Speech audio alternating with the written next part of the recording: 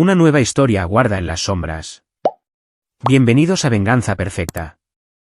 Antes de encender la luz sobre el misterio de hoy, cuéntenos. ¿Desde qué ciudad nos escuchan en este preciso instante? Silencio ahora. Porque la narración comienza. Capítulo 1. El regreso. El sol afgano había castigado al capitán Danny Dale durante 18 meses, pero nada lo había preparado para la fría bienvenida que le esperaba en casa. El transporte militar aterrizó en Fort Carson en una fresca mañana de octubre, y Danny sintió el peso familiar de la anticipación mezclada con la ansiedad. Hogar, familia. Su hijo de 8 años, Austin, que había pasado de ser un niño pequeño a un niño a través de videollamadas y paquetes de ayuda. Danny Dale no era un soldado cualquiera. A los 32 años, se había ganado sus barras de capitán a través del trabajo de inteligencia, pasando su despliegue coordinando operaciones de contrainteligencia en lugar de derribar puertas. Su mente era su arma. Aguda, analítica, siempre 3 pasos por delante, con una estatura de 1,88 metros y sienes canosas que le daban un aspecto distinguido en lugar de viejo. Danny tenía el tipo de presencia que imponía respeto sin exigirlo. El plan original era simple. Sorprender a su familia. Se había coordinado con su vecino, Jim Peterson, para mantener en secreto el regreso a casa. Sandy Dale, su esposa desde hacía 10 años, pensaba que no volvería hasta dentro de un mes. Danny quería ver la cara de Austin iluminarse cuando papá entrara por la puerta sin avisar.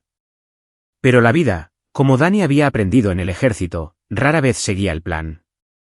La casa de Maple Street parecía diferente. No físicamente, las mismas persianas azules, el mismo roble al que había ayudado a Austin a trepar antes del despliegue. Pero algo no encajaba. El ojo entrenado de Danny captó detalles. Huellas de neumáticos recientes en la entrada que no coincidían con el Honda de Sandy. Una colilla de cigarrillo cerca del porche delantero. Sandy había dejado de fumar hacía años. Y lo más revelador, la puerta del garaje estaba abierta, revelando herramientas esparcidas por el banco de trabajo de una manera que delataba la presencia de otra persona. Danny aparcó a 2 manzanas de distancia y se acercó a pie. La memoria muscular de innumerables operaciones de vigilancia se activó. A través de la ventana del salón, pudo ver a Sandy riendo con un hombre que Danny no reconoció. Alto, corpulento, con el tipo de arrogancia que gritaba inseguridad por sobrecompensación. Las manos del hombre estaban en la cintura de Sandy de una manera que hizo que a Danny se le apretara la mandíbula. ¿Pero dónde estaba Austin? Danny rodeó la casa hasta el patio trasero, con el corazón acelerado por razones que no tenían nada que ver con el esfuerzo físico. El niño estaba allí, sentado solo en el columpio que Danny había construido el verano anterior al despliegue. Pero algo iba mal. La postura de Austin estaba encorvada, derrotada de una manera que ningún niño de 8 años debería estar jamás. Austin, llamó Danny en voz baja. La cabeza del niño se levantó de golpe, y Danny sintió que su mundo se tambaleaba. La cara de Austin era un mapa de moratones que se desvanecían. Pero lo más impactante eran sus manos. Ambas estaban envueltas en gruesos vendajes, del tipo que se usa para lesiones graves. Los ojos de Austin, los mismos ojos marrones de Danny, se llenaron de una mezcla de alegría y terror. «Papá», susurró Austin, mirando nerviosamente hacia la casa. «Se supone que no debes estar aquí». Danny se arrodilló junto a su hijo, luchando por mantener la voz firme. «¿Qué te ha pasado en las manos, amigo?» Austin desvió la mirada, la vergüenza practicada de un niño maltratado ya incrustada en su joven psique. «No debo decirlo. Puedes contarme cualquier cosa. Lo sabes. El novio de mamá, Víctor. Dijo que me estaba portando mal. Dijo que estas manos nunca sostendrían un arma como las de un cobarde». La voz de Austin se quebró. Usó un martillo. «Papá, duele mucho». El mundo se quedó en silencio, excepto por el rugido en los oídos de Danny. Su hijo, su valiente, curioso y brillante hijo, había sido deliberadamente lisiado por un pedazo de basura que se había mudado a su casa. La parte racional de la mente de Danny, la parte entrenada en el pensamiento estratégico, estaba siendo rápidamente abrumada por algo mucho más primario. «¿Dónde está ahora?», preguntó Danny, con la voz mortalmente tranquila. «Dentro con mamá. No saben que has vuelto». Papá, tengo miedo de que me haga daño otra vez si sabe que te lo he contado. Danny abrazó a su hijo. Con cuidado de las manos dañadas. Nadie te va a volver a hacer daño nunca más. ¿Te lo prometo? Como si fuera convocado por la ira de Danny, la puerta trasera se abrió. Victor Moore salió y Danny pudo ver por primera vez al hombre que destrozó las manos de su hijo. De unos 35 años, de la altura de Danny, pero con 20 kilos de más de barriga cervecera.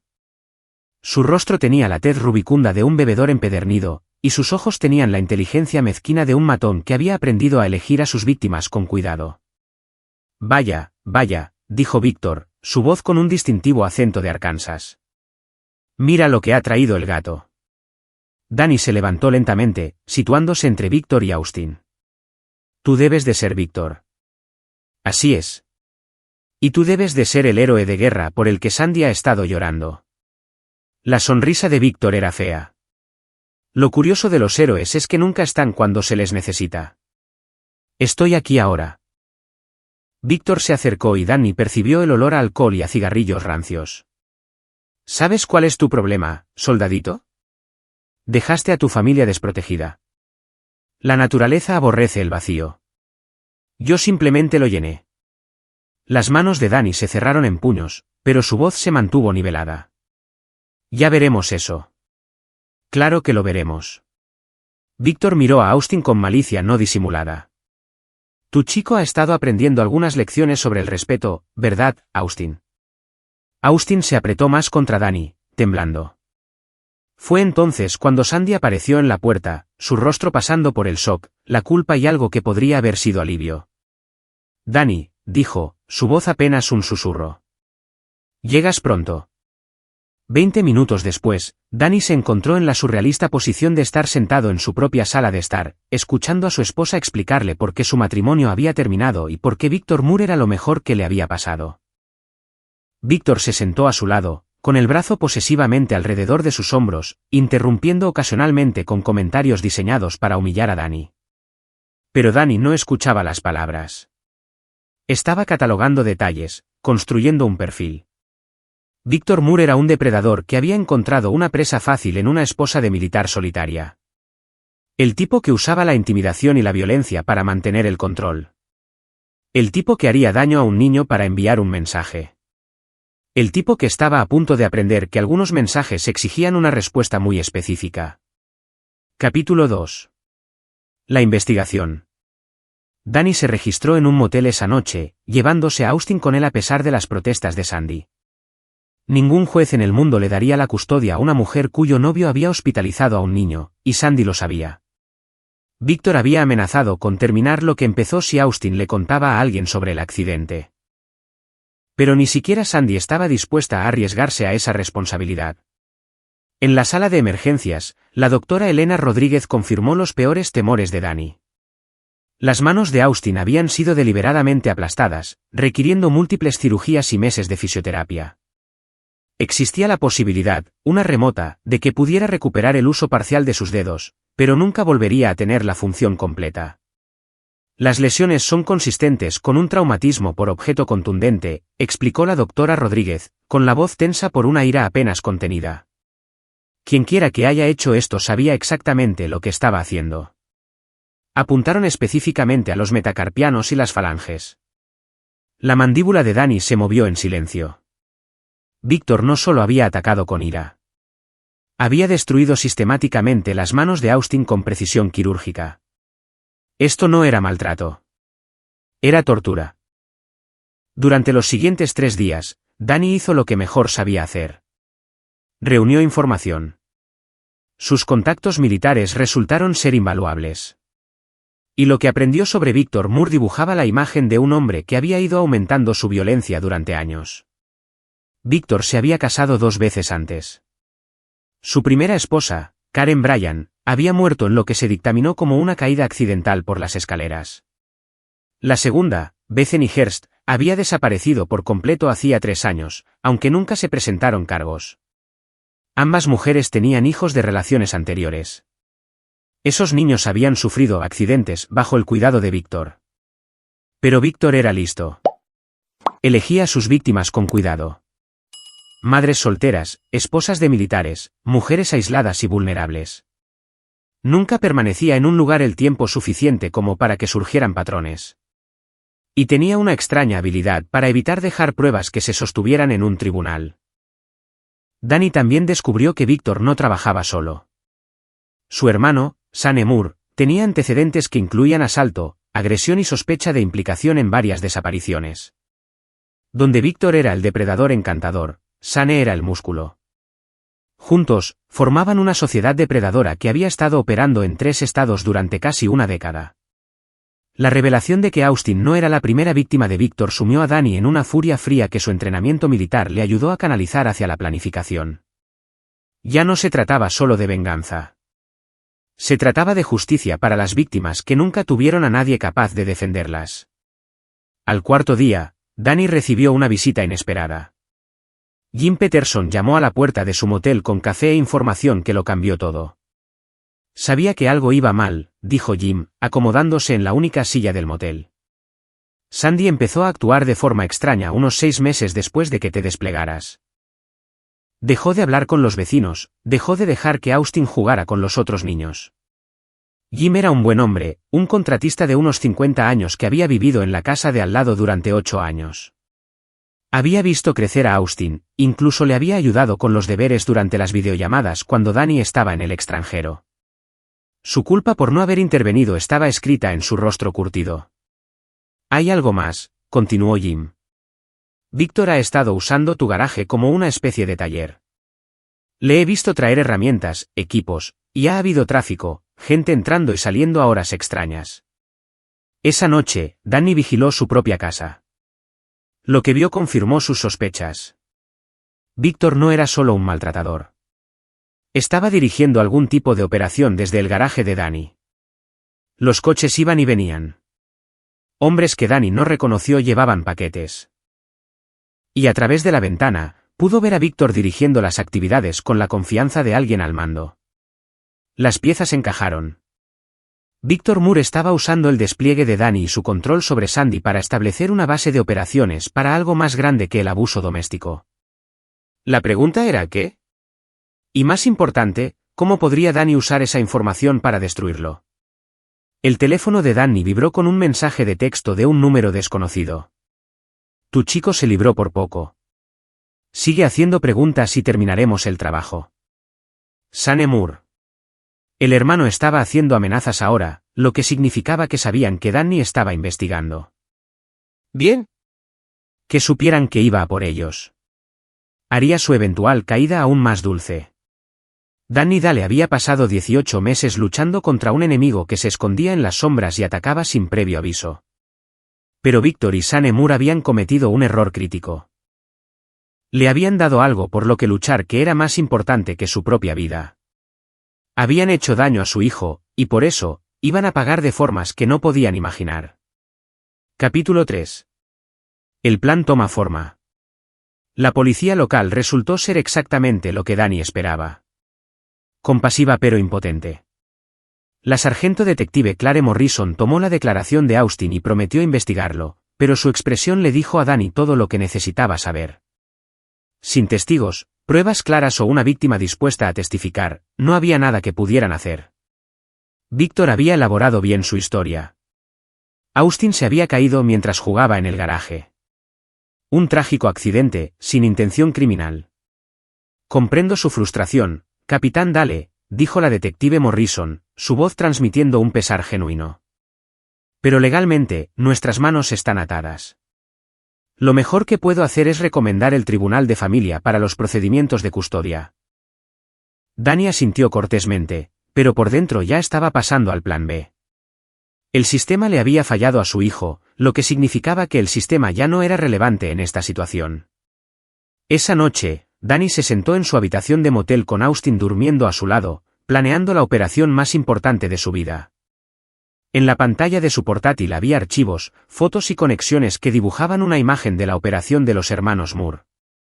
No eran solo maltratadores. Eran traficantes que movían algo lo suficientemente valioso como para justificar el riesgo de operar desde el garaje de un soldado desplegado. El entrenamiento militar de Danny le había enseñado que las operaciones exitosas requerían 3 elementos: inteligencia, sincronización y una fuerza abrumadora aplicada en el punto de máxima vulnerabilidad. Ahora tenía la inteligencia. La sincronización llegaría pronto. En cuanto a la fuerza abrumadora, bueno, ahí es donde entraba la creatividad. Su teléfono sonó. El identificador de llamadas mostraba la escuela de Austin. Señor Dale, soy la directora Williams. Le llamo porque Austin no ha venido a la escuela en una semana, y cuando intenté contactar a su esposa, dijo que estaba demasiado herido para asistir. ¿Puede aclarar lo que está pasando? Otra pieza del rompecabezas. Víctor y Sandy habían mantenido a Austin aislado, impidiendo que le contara a nadie lo que había pasado. Pero también significaba que la escuela, los vecinos, diablos, probablemente toda la comunidad sabía que algo andaba mal. Danny tomó una decisión que lo cambiaría todo. Directora Williams, mi hijo fue agredido. Le rompieron deliberadamente las manos con un martillo. Ahora me estoy haciendo cargo de él, pero necesito su ayuda con algo. 20 minutos después, Danny había reclutado a la directora Williams, a la doctora Rodríguez del hospital y a Jim Peterson en un plan que les daría a los hermanos Moore exactamente lo que se merecían, al tiempo que se aseguraba de que nunca pudieran hacer daño a otro niño. El plan era elegante en su simplicidad y devastador en su alcance. Danny les daría a Víctor y Sane exactamente lo que creían que querían, un campo libre para operar sin interferencias. Pero también les daría algo más. La atención de gente que hacía que la policía local pareciera seguridad de centro comercial. La fase 1 implicaba la documentación. Todos los padres de la clase de Austin sabrían lo que había pasado. Todos los maestros, todos los miembros de la junta escolar, todas las familias de su comunidad entenderían que unos depredadores habían estado operando entre ellos. Danny no solo buscaba venganza. Estaba creando una oleada de indignación pública que haría a los hermanos Moore tóxicos en esa ciudad para siempre. La fase 2 golpearía su operación. Fuera lo que fuera que estuvieran gestionando desde su garaje, Danny lo iba a cerrar de una manera que atrajera la atención federal. Porque aunque la policía local pudiera pasar por alto el abuso infantil, las agencias federales veían con muy malos ojos las operaciones de tráfico, especialmente las que se llevaban a cabo desde los hogares de familias militares. La fase 3 era personal. Víctor Moore había prometido que las manos de Austin nunca sostendrían un arma como las de un cobarde. Danny iba a poner a prueba esa teoría de la manera más directa posible. Pero primero, necesitaba entender exactamente qué traficaban los hermanos Moore. Y para eso, necesitaba entrar en su propio garaje sin ser visto. La oportunidad llegó 2 días después. Sandy llamó llorando, diciendo que Víctor la había golpeado y que necesitaba que Danny fuera a buscar sus cosas. Obviamente era una trampa. Víctor quería a Danny solo para que Sane pudiera terminar lo que habían empezado. Pero las trampas solo funcionaban cuando la presa no sabía que estaba caminando hacia una. Danny llegó a su casa precisamente a las 3 de la tarde como Sandy había pedido. Víctor esperaba en el porche delantero, con Sane a su lado. Ambos hombres esperaban claramente que esto solo fuera de una manera. Vaya, mira quién ha vuelto, dijo Víctor, levantándose de la propia silla de porche de Danny. Sandy está dentro haciendo las maletas. Puedes esperar aquí fuera. En realidad, dijo Danny, con voz conversacional, creo que primero tenemos que hablar. Sane dio un paso adelante, haciendo crujir sus nudillos en lo que Danny supuso que debía ser intimidatorio. Era más grande que su hermano, 1,93 metros, quizás 110 kilogramos, con el tipo de músculo que provenía del trabajo manual en lugar de los gimnasios. Sus brazos estaban cubiertos de tatuajes que contaban la historia de un hombre que había pasado un tiempo considerable en el sistema penitenciario. No hay nada de qué hablar, soldadito, dijo Sane. Perdiste a tu familia. Es hora de seguir adelante. Danny sonrió y ambos hermanos dieron un paso atrás inconscientemente. No era una sonrisa agradable. ¿Sabes lo que aprendí en Afganistán?, preguntó Danny, todavía sonriendo. La diferencia entre el coraje y la estupidez suele ser de unos 30 segundos y una mejor inteligencia. Víctor parecía confundido, pero Sane era más listo. Su mano se movió hacia algo en su chaqueta. También aprendí, continuó Danny, que los enemigos más peligrosos son los que no tienen nada que perder. Fue entonces cuando las cámaras que Jim Peterson había instalado captaron a Sane sacando un cuchillo, dándole a Danny toda la justificación legal que necesitaba para lo que sucedió a continuación. La pelea duró exactamente 43 segundos. Cuando terminó, Sane estaba inconsciente con un hombro dislocado y una mandíbula rota, y Víctor estaba de rodillas, suplicándole a Danny que no lo matara. Por favor, sollozó Víctor, la sangre brotando de su nariz. Podemos arreglar esto. Podemos. Tienes razón, dijo Danny, levantando a Víctor. Podemos arreglar esto. De hecho, te voy a dar exactamente lo que te mereces. Danny miró directamente a la cámara que Jim estaba monitoreando desde la casa de al lado, y luego habló con claridad. Víctor Moore, estás bajo arresto ciudadano por abuso infantil, asalto y amenaza a un oficial federal. Luego agarró a Víctor por el cuello y dijo en voz baja, pero primero, me vas a enseñar lo que has estado escondiendo en mi garaje. Lo que Danny encontró en su garaje habría hecho llorar de alegría a un agente de la DEA. Los hermanos Moore no eran solo depredadores de poca monta. Estaban dirigiendo un centro de distribución para el tráfico de fentanilo, usando las credenciales militares y el historial impecable de Danny como tapadera para una operación que suministraba drogas a 3 condados circundantes. Pero más que eso, Danny encontró pruebas de sus otras actividades. Fotos de víctimas, incluidos niños, documentación de ventas que no eran solo de drogas. Y lo más condenatorio de todo, el diario de Víctor, que detallaba sus métodos de caza e incluía planes para lo que él llamaba la lección final para Austin. Danny había encontrado pruebas suficientes para encerrar a ambos hermanos de por vida. Pero más importante, encontró algo más. El martillo que Víctor había usado para aplastar las manos de Austin, cuidadosamente envuelto y escondido como un trofeo. Mientras las sirenas se acercaban, Jim había llamado al 911 en el momento en que comenzó la pelea. Danny levantó el martillo y miró a Víctor, que todavía estaba consciente a pesar de sus heridas. Dijiste que estas manos nunca sostendrían un arma como las de un cobarde, dijo Danny en voz baja. Tenías razón en una cosa. Mi hijo nunca será un cobarde. Entonces Danny levantó el martillo y los gritos de Víctor resonaron por el vecindario mientras aprendía exactamente lo que se sentía al tener las manos sistemáticamente destrozadas por alguien que sabía precisamente lo que estaba haciendo. Cuando llegó la policía, encontraron la escena de un crimen federal, 2 sospechosos que necesitaban atención médica y un capitán del ejército condecorado que había descubierto por sí solo una operación de tráfico que la DEA había estado buscando durante 2 años. Pero la historia apenas comenzaba. Capítulo 4. El ajuste de cuentas comienza. Las siguientes 72 horas fueron un torbellino de agentes federales, atención mediática y procedimientos legales que habrían abrumado a un hombre menor. Pero Danny Dahle había pasado su carrera militar lidiando con situaciones complejas y de alto riesgo. Y abordó esta crisis con la misma precisión metódica que lo había convertido en un eficaz oficial de inteligencia. La DEA estaba exultante. El agente especial Nicholas Sardi, un veterano de 20 años que había estado siguiendo la red de los hermanos Moore durante meses, trató a Danny como a un héroe conquistador. La evidencia encontrada en el garaje de Danny vinculaba a Víctor y Sane con redes de distribución en 3 estados que involucraban millones de dólares en ventas de fentanilo y docenas de víctimas. Capitán Dahle, dijo el agente Hardy durante uno de los muchos interrogatorios, nos ha dado el mayor avance en este caso que hemos tenido en 2 años. Esta red ha sido responsable de más de 40 muertes por sobredosis que podemos probar, probablemente el doble de las que no podemos.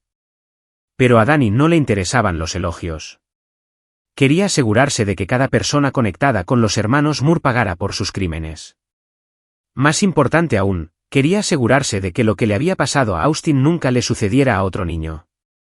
La atención de los medios fue tanto una bendición como una maldición. Por un lado, aseguró que los crímenes de los hermanos Moore recibieran la máxima exposición. La historia de Austin se convirtió en un grito de guerra para los grupos de derechos de las víctimas y las familias de militares. Por otro lado, puso el foco en las propias acciones de Danny durante el enfrentamiento. El fiscal de distrito local, un político ambicioso llamado Lawrence M. C. Kenna, estaba menos entusiasmado con la justicia por mano propia de Danny. Aunque no podía negar que Danny había descubierto una importante operación criminal, se sentía incómodo con los métodos utilizados. Capitán Dahle, dijo el fiscal M. C. Kenna durante una tensa reunión. Entiendo su motivación, Pero no podemos tener a los ciudadanos tomando la ley en sus propias manos. Las lesiones que infligió a Victor Moore fueron extensas. Danny miró a McKenna directamente a los ojos. Victor Moore aplastó sistemáticamente las manos de mi hijo de 8 años con un martillo y lo guardó como un trofeo. Le di exactamente lo que él le dio a Austin. Ni más, ni menos. Así no es como funciona la ley. La ley le falló a mi hijo. Yo no. Al final, la política se impuso a los principios. El caso federal contra los hermanos Moore era demasiado importante como para arriesgarlo con un enjuiciamiento desordenado del hombre que lo había hecho posible. Danny fue acusado de asalto simple, un delito menor que probablemente resultaría en libertad condicional y servicio comunitario. Los hermanos Moore, mientras tanto, enfrentaban cargos federales por tráfico, cargos estatales por abuso infantil y una lista creciente de cargos de otras jurisdicciones a medida que más víctimas se presentaban. Pero la verdadera victoria de Danny apenas comenzaba. La historia de Austin había tocado una fibra sensible en el público. Llovieron donaciones para sus gastos médicos y rehabilitación. Más importante aún, otras víctimas de los hermanos Moore comenzaron a presentarse, armadas con el coraje que proviene de saber que no están solas. Una de esas víctimas fue Alyssa Barnes, una mujer de Oklahoma cuya hija había sido uno de los primeros objetivos de Victor. Alyssa había estado tratando de que las autoridades la escucharan durante 3 años. Ahora, con los hermanos Moore bajo custodia y enfrentando cargos graves, finalmente tuvo su oportunidad. Dijeron que mi hija se cayó por las escaleras, le dijo Alyssa a Danny durante una llamada telefónica que los redujo a ambos a las lágrimas. Pero yo lo sabía, siempre lo supe. Solo tenía 6 años. Y Victor le rompió el brazo en 3 lugares porque no dejaba de llorar por su papá. Historias similares surgieron de Texas, Arkansas y Missouri. Un patrón de abuso que abarcó casi una década, dirigido específicamente a familias de militares porque los padres estaban desplegados y no podían proteger a sus hijos. Los hermanos Moore no solo habían sido depredadores, habían sido terroristas domésticos que utilizaban el propio servicio de las familias militares de Estados Unidos en su contra. Danny organizó una red de estas familias, creando un grupo de apoyo que aseguraría que ninguna de ellas enfrentara su trauma sola. Pero más que eso, comenzó a planear algo que aseguraría que el castigo de los hermanos Moore se extendiera mucho más allá de lo que los tribunales pudieran imponer. El plan era audaz, incluso para los estándares de Danny, pero también era necesario. Victor y Sane Moore habían pasado años cazando familias de militares. Ahora, Danny les iba a dar una probada de lo que se sentía ser cazado. Capítulo 5. Información interna. El primer avance de Danny vino de una fuente inesperada. La propia Sandy. Su esposa había quedado devastada por las revelaciones sobre la verdadera naturaleza de Victor. Pero más que eso, estaba aterrorizada. Victor le había dejado claro que ella era solo una víctima más en su colección y que su utilidad terminaría en el momento en que se cansara de ella. Él llevaba diarios, le dijo Sandy a Danny durante una conversación llena de lágrimas en el motel. No solo sobre el tráfico, sobre todos nosotros, todas sus víctimas. Tiene planes, Danny. Planes detallados para lo que él llama escenarios de jubilación. Los diarios que Victor guardaba eran más que simple documentación. Eran manuales de instrucciones para atacar y controlar a las víctimas. Danny aprendió que Victor había estado observando a las familias de militares durante meses antes de hacer contacto, aprendiendo sus rutinas, sus vulnerabilidades, sus miedos. Había identificado a Sandy como un objetivo mucho antes de haberla conocido. Pero los diarios también revelaron algo más. La red de Victor era más grande de lo que nadie había sospechado. Los hermanos Moore no eran operadores independientes. Eran parte de una organización más grande que se especializaba en explotar a las familias de militares en todo el sureste de los Estados Unidos. El agente Hardy se mostró escéptico al principio. Capitán Dale, hemos estado rastreando el crimen organizado durante décadas. Este tipo de focalización sistemática requeriría recursos, coordinación. Requeriría a alguien con acceso a las bases de datos militares, terminó Danny. Alguien que pudiera identificar a los soldados desplegados, sus familias, sus ubicaciones. Las implicaciones eran asombrosas. Si Danny tenía razón, la operación de los hermanos Moore estaba siendo alimentada con información por alguien dentro del ejército o del Departamento de Defensa. Alguien con autorización y acceso que estaba vendiendo a las familias de los soldados desplegados para obtener ganancias. La investigación de Danny adquirió una nueva urgencia. Usando sus propios contactos y autorizaciones militares, comenzó a rastrear los flujos de información que habían llevado a Víctor a su familia. Lo que encontró fue un escándalo de corrupción que llegaba mucho más alto que 2 hermanos depredadores de Arkansas. El sargento de personal Charles Post, un administrador en Fort Carson, había estado vendiendo horarios de despliegue e información familiar a organizaciones criminales durante 3 años. Las deudas de juego de Post lo habían hecho vulnerable al reclutamiento, y su acceso a los archivos de personal lo había hecho valioso para depredadores como los hermanos Moore. Pero Post era un pez pequeño. El verdadero premio era su manejador, el coronel Edgar Collins, un veterano de 30 años que había estado usando su posición para coordinar lo que equivalía a una operación de cosecha de familias militares. Collins había identificado a las familias que serían vulnerables durante el despliegue, y luego las había conectado con depredadores que explotarían esa vulnerabilidad para obtener ganancias. Danny se sintió enfermo cuando el alcance de la traición se hizo evidente. Hombres y mujeres que habían jurado proteger a las familias estadounidenses las habían estado vendiendo al mejor postor. Austin no era solo la víctima de 2 hermanos sádicos.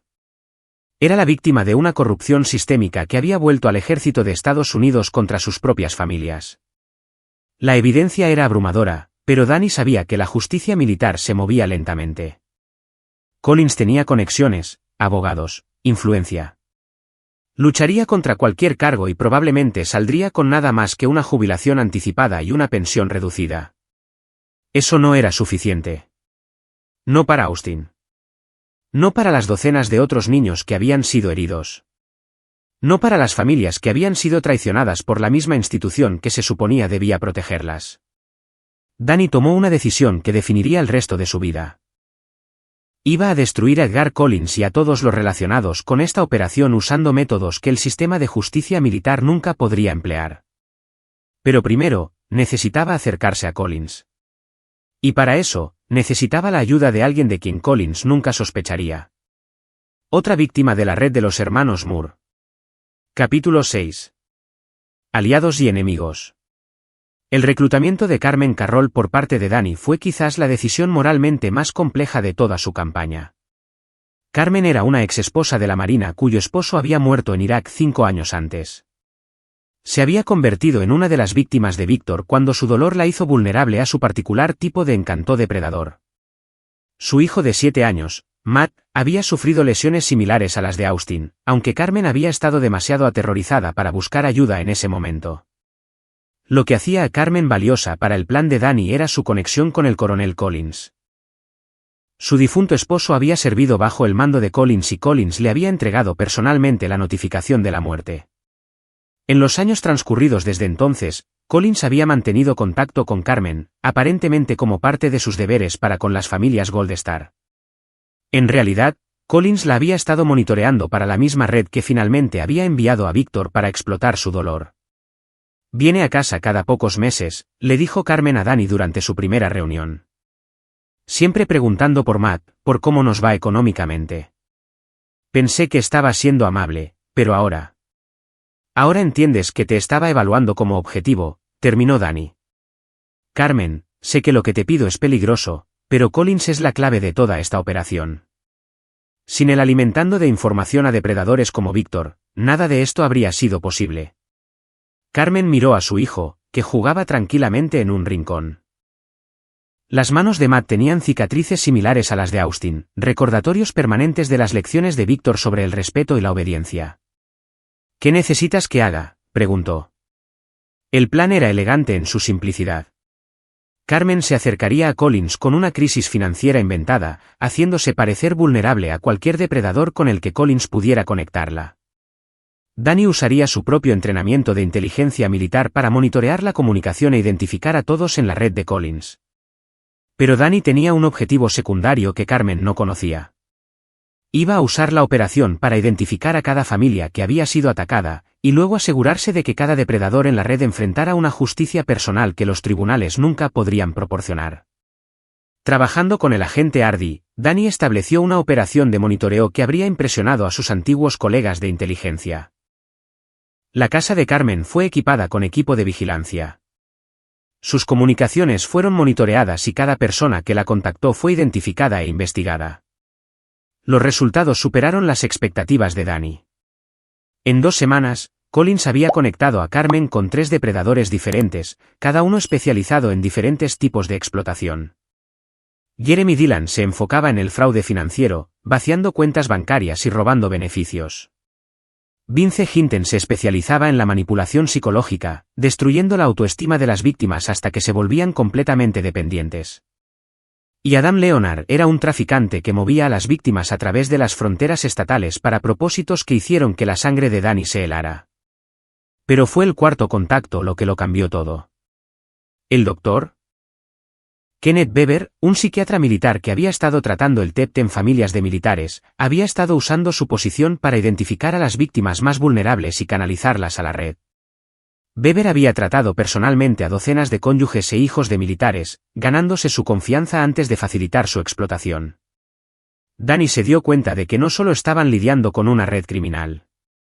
Estaban lidiando con una traición sistemática de la confianza que había infectado a las mismas instituciones destinadas a proteger a las familias de militares. La corrupción era tan profunda que Danny comenzó a cuestionar si se podía confiar en el sistema de justicia oficial para manejarla. Esa duda se convirtió en certeza cuando Danny se enteró de que el fiscal Lawrence M. C. Kenna había estado recibiendo donaciones de empresas fantasma conectadas a la red de Collins.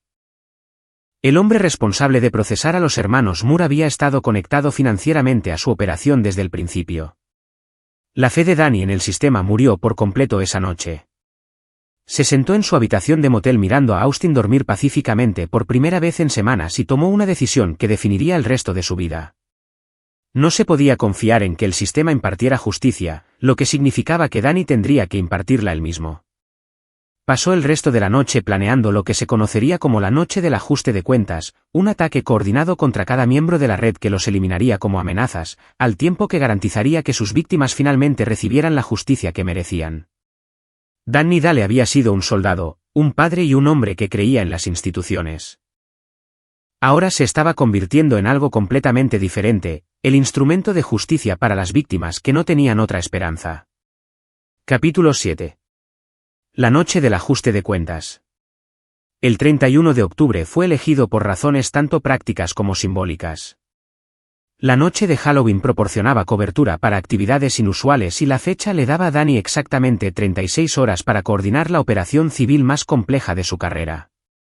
Al amanecer del 1 de noviembre, cada miembro de la red de Collins enfrentaría consecuencias que el sistema legal nunca podría imponer. Los esfuerzos de reclutamiento de Danny se habían expandido más allá de Carmen.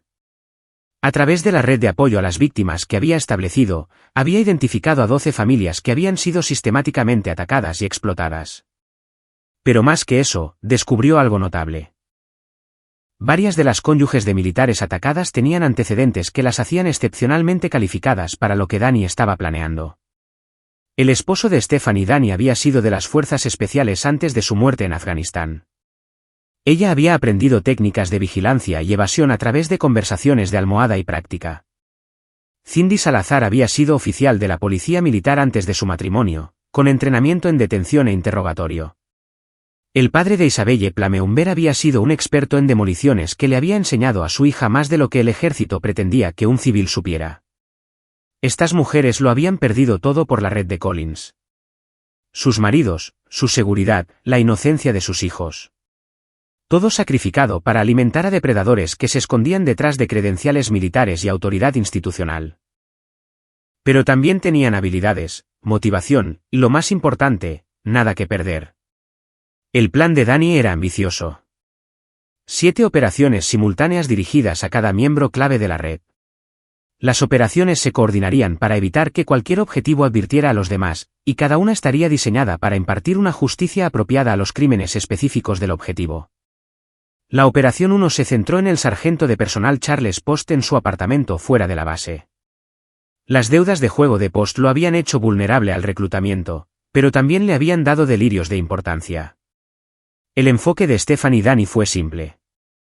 Apareció en su puerta diciendo que la enviaba a su corredor de apuestas con una oferta para saldar sus deudas. La codicia de Post superó su cautela y se encontró atado a una silla con bridas mientras Stephanie destruía metódicamente cada dedo que había tecleado órdenes traicionando a familias de militares. La Operación 2 se centró en Jeremy Dillon en su oficina de consultoría financiera. Dillon se había especializado en vaciar las cuentas bancarias de las viudas de militares, utilizando documentos falsificados y robo de identidad para robar cientos de miles en beneficios y pagos de seguros. El entrenamiento de policía militar de Cindy Salazar resultó invaluable mientras realizaba una inspección de cumplimiento, que dejó a Dillon colgando del techo de su oficina por los tobillos. Cada dólar robado en efectivo pegado a su cuerpo como prueba de sus crímenes.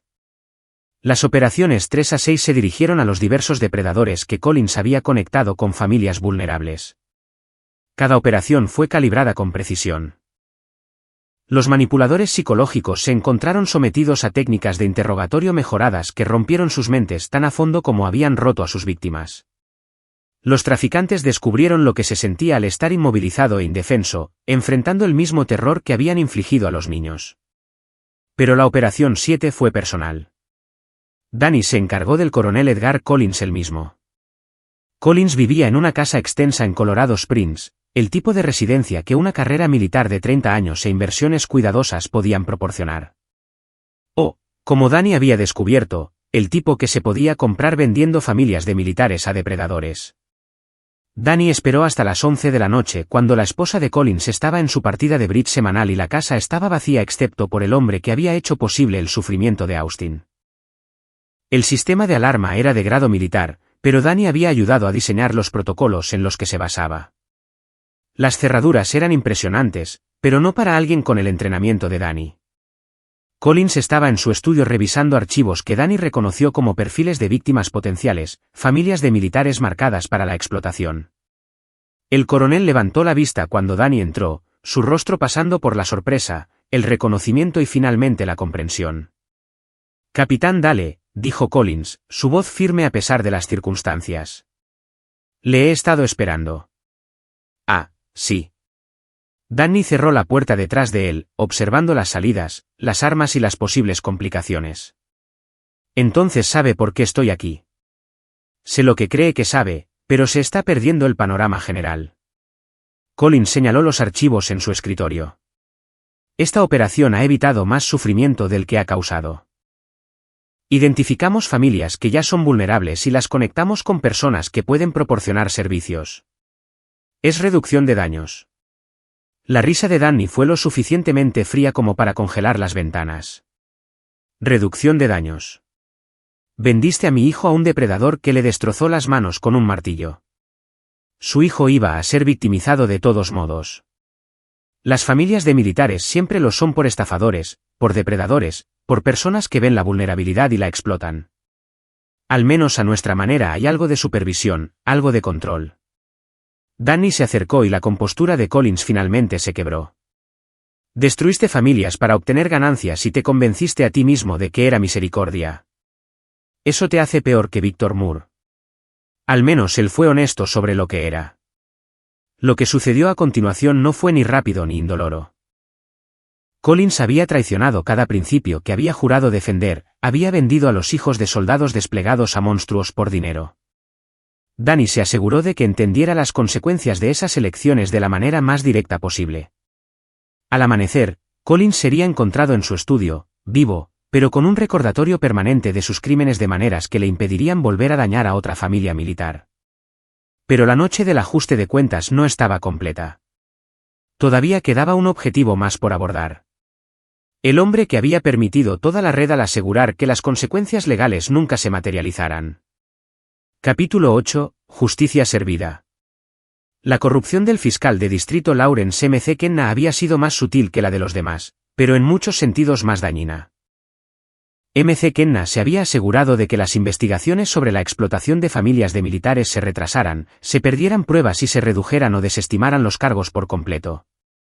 Su oficina se había convertido en un escudo protector para los depredadores, comprado y pagado con dinero robado a las familias que esos depredadores victimizaban. El enfoque de Danny hacia M. C. Kenna requería una estrategia diferente. A diferencia de los demás, M. C. Kenna era una figura pública con seguridad personal y visibilidad que hacía que la acción directa fuera arriesgada. Pero MC Kenna también tenía algo que los demás no tenían. Ambiciones políticas que lo hacían vulnerable a la exposición pública. El plan era brillante en su simplicidad. Danny lo había documentado todo. Los archivos de Collins, los registros de comunicación de la red, las transacciones financieras que rastreaban el dinero desde las cuentas de las víctimas hasta los fondos de la campaña de MC Kenna. Pero en lugar de simplemente publicar la información, Danny orquestó su revelación de una manera que destruiría la carrera de MC Kenna y al mismo tiempo aseguraría que la evidencia no pudiera ser suprimida. La preparación comenzó 3 días después de la noche del ajuste de cuentas.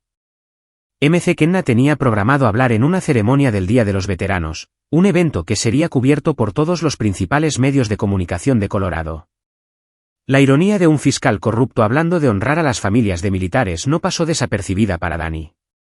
Lo que MC Kenna no sabía era que varias de las esposas de militares en la audiencia no estaban allí para honrar su discurso. Carmen Carroll, Stephanie Donnelly, Cindy Salazar e Isabelle Plamer se habían coordinado con los medios locales para asegurarse de que los crímenes de MC Kenna fueran expuestos de la manera más pública posible. La revelación comenzó durante el discurso de MC Kenna sobre el apoyo a nuestras familias militares. Mientras hablaba de los sacrificios hechos por los soldados desplegados, Carmen se levantó en la audiencia. «Señor MC Kenna», gritó, su voz se escuchó claramente durante la ceremonia. ¿Cómo puede hablar de apoyar a las familias de militares cuando ha estado aceptando dinero de la gente que se aprovecha de ellas? MC Kenna intentó mantener la compostura, pero el daño ya estaba hecho. Las cámaras de televisión estaban grabando, y Stephanie Donnelly ya estaba de pie con una carpeta llena de pruebas. Aceptó contribuciones de campaña de empresas fantasma dirigidas por Edgar Collins, anunció Stephanie. El mismo Edgar Collins que vendió información de familias de militares a depredadores como Victor Moore. El mismo Victor Moore que aplastó las manos de un niño de 8 años con un martillo. Los medios de comunicación estallaron. MC Kenna intentó abandonar el podio, pero Isabelle Plameumber le bloqueó el paso con una pancarta que mostraba los registros bancarios con el rastro del dinero desde las cuentas de las víctimas hasta las campañas de MC Kenna. Cindy Salazar estaba distribuyendo copias de las pruebas a los periodistas, asegurándose de que cada detalle de la corrupción fuera de conocimiento público en cuestión de horas. La carrera política de MC Kenna murió ese día, enterrada bajo pruebas de corrupción que ni siquiera sus aliados políticos pudieron ignorar. Pero lo más importante, la exposición de su papel en la red desencadenó investigaciones federales que llegaron mucho más allá de Colorado. Los archivos de MC Kenna contenían información sobre operaciones similares en otros estados, otros funcionarios corruptos, otras redes de depredadores que se habían estado alimentando de familias de militares durante años. Los efectos dominó fueron exactamente lo que Danny había esperado.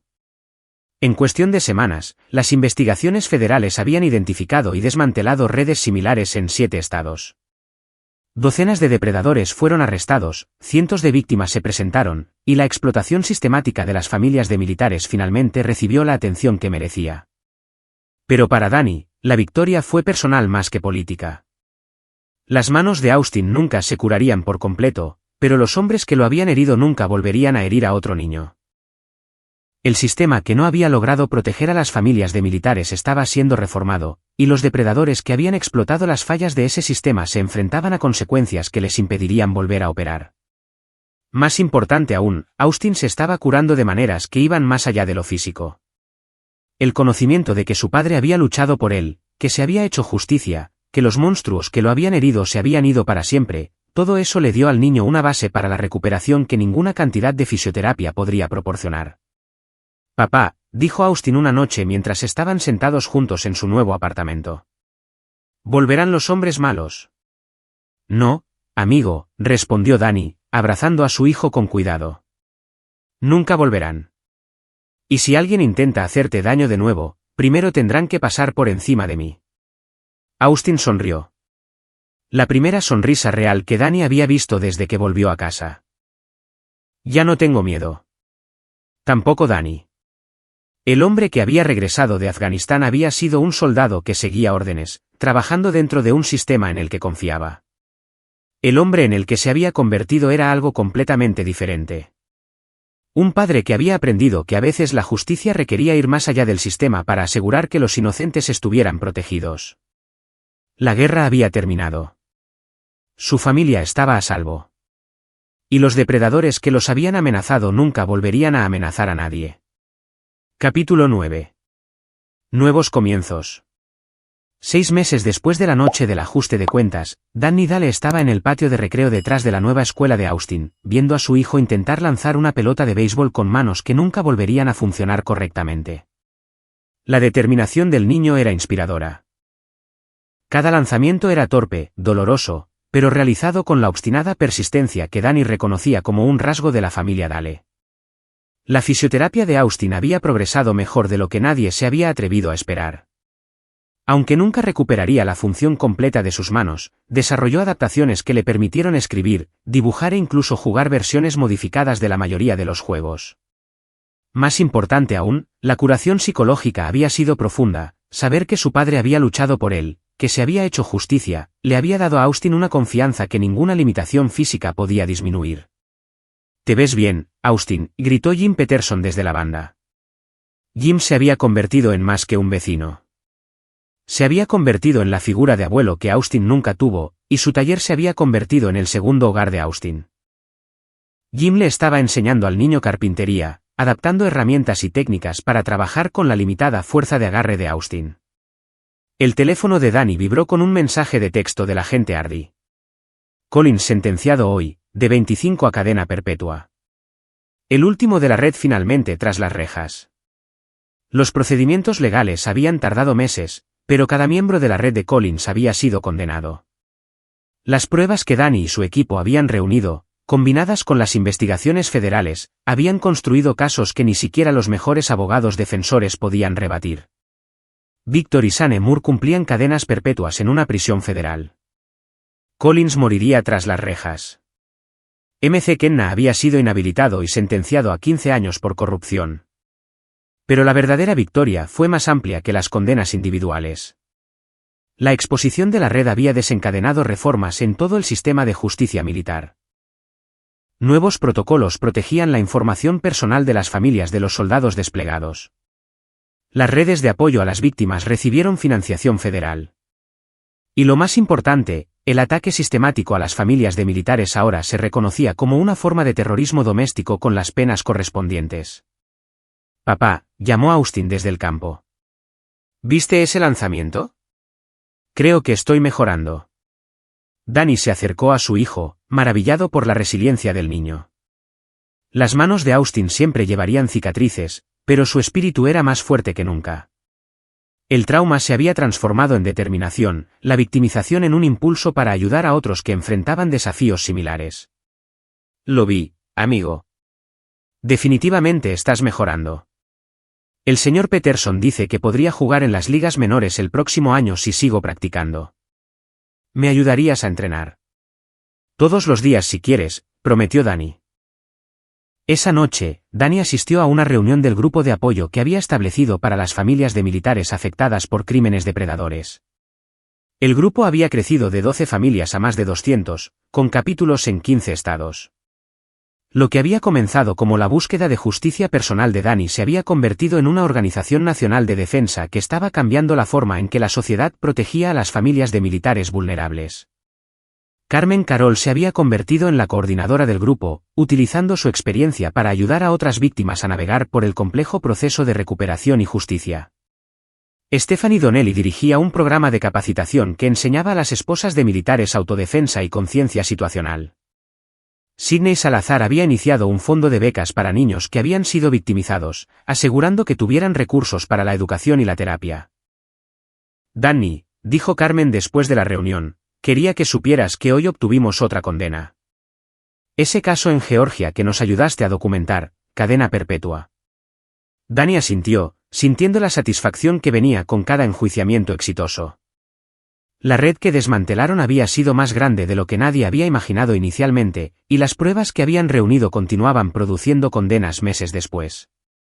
Pero más que las victorias legales, Danny estaba orgulloso de lo que las familias habían logrado juntas. Transformaron su trauma en una fuerza para el cambio positivo, asegurando que lo que les había sucedido a sus hijos nunca les sucedería a otros. ¿Alguna noticia sobre la legislación federal?, preguntó Danny. Pasó el comité ayer, debería llegar al pleno el próximo mes. Carmen sonrió. La ley de protección Austin Dale se convertirá en ley. La legislación, que llevaba el nombre de su hijo, crearía una supervisión federal de los programas que sirven a las familias de militares, establecería requisitos de denuncia obligatoria para sospechas de abuso y proporcionaría fondos para los servicios a las víctimas. Era el tipo de cambio sistémico que protegería a miles de niños, todo inspirado por el coraje de un niño para sobrevivir a lo que debería haberlo destruido. Más tarde esa noche, mientras Danny arropaba a Austin en la cama, su hijo lo miró con serios ojos marrones que le recordaban mucho a los suyos. «Papá, ¿crees que los otros niños estarán bien ahora? Los que son como yo». «Creo que estarán más seguros», respondió Danny honestamente. «Y creo que cuando les sucedan cosas malas, tendrán gente que les ayude a defenderse». «Bien», dijo Austin, acomodándose en su almohada. «Nadie debería tener que tener miedo como yo lo tuve». Mientras Danny apagaba la luz, reflexionó sobre el viaje que los había llevado a este punto. Había regresado de Afganistán, esperando reanudar una vida normal con su familia. En cambio, descubrió que la verdadera guerra había estado en casa, luchada contra depredadores que usaban los propios valores del ejército en contra de sus familias. La victoria había tenido un costo.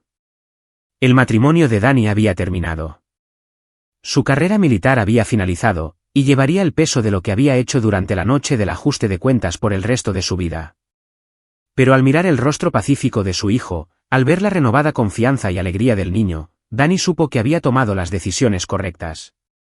Victor Moore había dicho que las manos de Austin nunca sostendrían un arma como las de un cobarde. Tenía razón en una cosa. Austin nunca sería un cobarde, pero Victor se había equivocado en todo lo demás. Las manos de Austin podrían estar cicatrizadas, pero se estaban curando. Y lo más importante, eran libres para construir un futuro que ningún depredador podría arrebatar. Danny Dale había ido a la guerra para proteger la libertad. Había vuelto a casa para descubrir que la mayor amenaza a esa libertad se escondía entre las mismas personas a las que había jurado proteger. Pero al final, había hecho lo que hacen los soldados. Había identificado al enemigo, se había enfrentado con una fuerza abrumadora y había logrado la victoria total. La guerra había terminado. Su hijo estaba a salvo. Y en algún lugar de una prisión federal, Victor Moore estaba aprendiendo lo que se sentía al tener sus propias manos rotas por alguien que sabía exactamente lo que estaba haciendo. La justicia, había aprendido Danny, no siempre era bonita, pero a veces era lo único que podía curar heridas que los libros de leyes y los procedimientos judiciales nunca podrían tocar. Austin iba a estar bien. Todos lo estarían, y eso valía todo lo que Danny había sacrificado para que sucediera. Aquí es donde nuestra historia llega a su fin. Comparte tus pensamientos en la sección de comentarios. Gracias por tu valioso tiempo.